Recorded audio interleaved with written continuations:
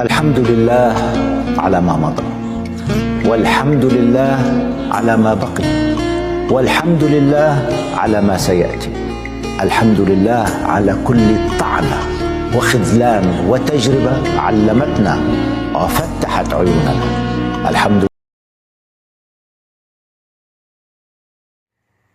السلام عليكم ورحمة الله تعالى وبركاته. صباح الخير، صباح الأمل، صباح الحب، صباح النشاط والحيوية، صباح الطاقة الإيجابية على أغلى مشتركين، مشتركات عزيز على قلبي. نتمنى أن تكونوا كامل بخير بصحة جيدة وتكونوا كامل مهنيين. وقبل ما نبدأ هذا الفيديو أكيد ما ننساوش كامل نعطروا أفواهنا بالصلاة على النبي المصطفى محمد عليه أفضل الصلاة وأزكى التسليم. اليوم بإذن الله دائما في إطار التحضيرات لعيد الأضحى المبارك ليدخل علينا وعلى كامل الأمة الإسلامية والعربية بالخير والصحة والهنا، اللهم امين يا رب العالمين. اليوم باذن الله راح نقدم لكم وصفه البكبوكه ولا الدوار. كان سبق وقدمتها لكم العام الماضي بالخضار، اليوم راح نديرها لكم بطريقه سهله بسيطه بدون خضار بدون اي تعقيدات. بدايه عندي زوائد الخروف اللي هما الدواره نتاعي، لهنايا قطعتهم كامل قطع صغيره، شويه ريا شويه مصارن الكرشه الى غير ذلك كامل قطعتهم صغار.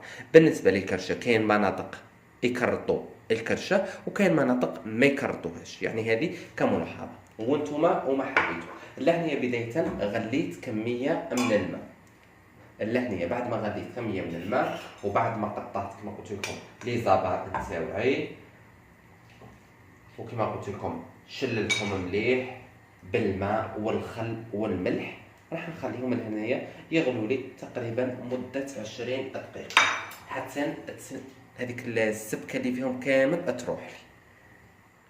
اذا انا لهنيه بعد ما غليت لي الدواره نتاعي كما قلت لكم مده 20 دقيقه صفيتها وخليتها بجهه. لهنيه عندي في القدره تاعي رانا راح نحط 2 مغارف حتى ل 3 مغارف كبار تاع زيت. لهنيه الزيت نديرو على حساب الدواره تاعنا اذا كانت مشحمه ولا لا. عندي كما قلت لكم 3 مغارف كبار تاع زيت، راني راح نحط معهم نص حبه تاع بصل ريحتها في لامولينات،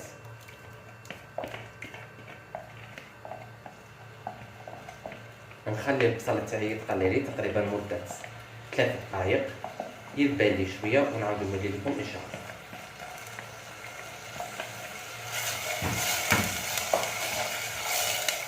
اللهنيه بعد ما تقلي لي البصل نتاعي راح نزيد نضيف عليه 2 فصوص تاع ثوم نقليهم شويه،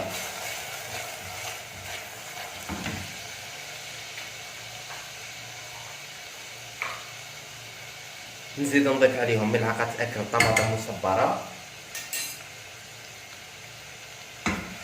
وعندي لهنايا حبه طماطم كنت رحيتها. نقلي هذوما المكونات تاعي مليح بهذه الطريقه.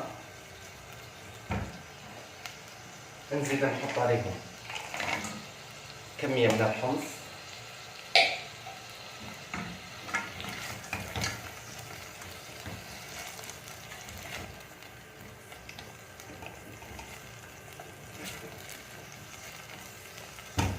واللهنيه عندي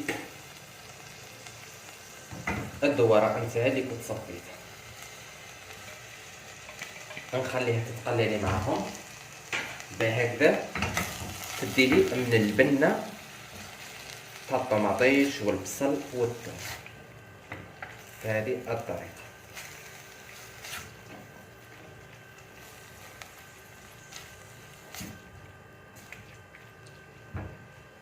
ولهنايا راني راح نزيد نضيف عندي هنا ملعقه صغيره نتاع ملح، عندي ملعقه صغيره فلفل عكري حار، وملعقه صغيره عكري حلو، والتابل الاساسي في الدواره اللي هو ملعقه صغيره نتاع كرمل، وبلا ما ننسى القزبر ولا الحشيش المقطع. لهنايا نقص النار تماما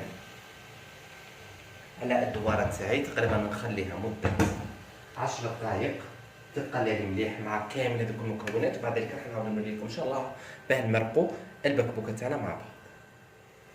اذا انا لهنايا بعد ما خليت المكونات تاعي كامله تقلاو لي مليح، في هذه المرحله انا راح نمرق بالماء يكون السخون.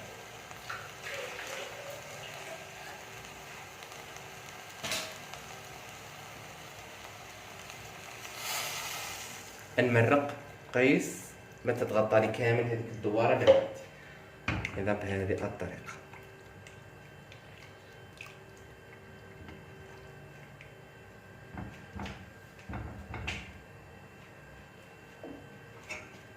نغطيها ونخليها تطيب. تقريبا راح تاخذ لي اطيب من 50 دقيقه حتى الساعه على نار تكون متوسطه. انا لهنا فقط في الاخير انا راح نزيد نضيف لها حبه تاع بطاطا. انتم حبيتوا تضيفوها لها اللهم بارك، ما حبيتوش تضيفوها لها تقدروا تخلوا الدواره كيما راح. اذا انا لهنا بعد ما الدواره تاعي خليتها طيب، في هذه المرحله عندي حسمت لهنا حبه تاع بطاطا قصيتها كيما راكم تشوفوا، براج يكونوا شويه كبار.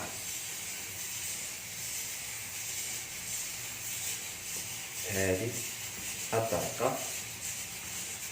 وكما قلت لكم انتم تقدروا تستغنوا على البطاطا اذا كنتم ما تحبوهاش، ولكن اللي يكونوا عندهم العائله ويحبوا يزكوا الطبقه تاعهم يقدروا يضيفوا اما البطاطا ولا الكورجيت. حنا المره اللي فاتت درناها بالكورجيت، هذه المره حبينا نديروها بالبطاطا. اذا بهذه الطريقه ونغلق على الدواره تاعي ونخليها تطيب، ومن بعد نعاود نوريكم ان شاء الله باه نشوفوا الدواره ولا البكبوكه تاعنا جاهزه لكم مباشره في الصحن التالي. إذا ها هي وصفتنا لنهار اليوم، وصفة البكبوكة ولا الدوارة جاهزة طيبة غير في ماها غير في دامها، من أروع ما يكون. إذا كانت هذه الوصفة من بين التحضيرات لعيد الأضحى المبارك ليدخل علينا وعلى كامل الأمة الإسلامية بالخير والصحة ولنا، اللهم آمين يا رب العالمين. اذا نتمنى ان وصفت لها نهار اليوم تكون نالت تعجبكم، تجربوها في بيوتكم اكيد راكم رايحين تنجحوا فيها، وبدون شك راكم رايحين تفرحوا بها كامل العائله. اذا عجبكم هذا الفيديو ما تنسوش ديروا لي لايك، تشتركوا معي في القناه حتى يصلكم كل جديد، والى الملتقى بحول الله في وصفات قادمه. مسك الختام، تحيه الاسلام وتحيه الاسلام السلام، سلام الله عليكم ورحمه الله تعالى وبركاته.